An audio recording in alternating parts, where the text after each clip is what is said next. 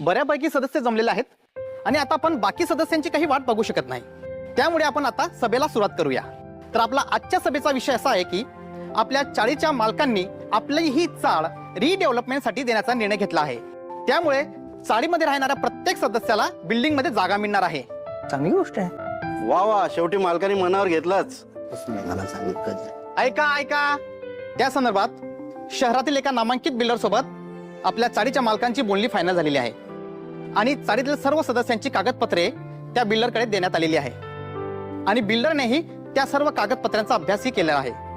दुर्दैवाने काही सदनिका पुनर्विकास योजनेसाठी अपात्र झाल्या आहेत.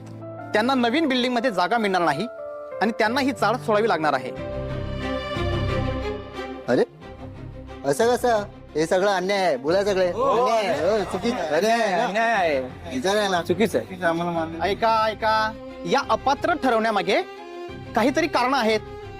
काही सदस्यांचा रहिवासी पुरावा अपुरा आहे, त्यामुळे त्यांचा हक्क सिद्ध होत नाही.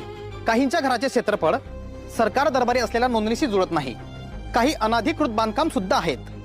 त्या सदनिका धारकांची नावं मी आता वाचून दाखवतो आहेत. त्यांनी 2 दिवसात बिल्डरच्या ऑफिसला जाऊन भेटायचं आहे आणि त्यातून काही मार्ग निघू शकतो का याची चर्चा करायची आहे. अपात्र सदस्यांची नावे मी वाचतो.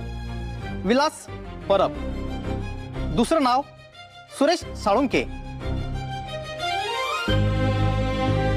तिसरं नाव बबन शिंदे आणि शेवटचं 4थं नाव निशिकांत पुरोहित.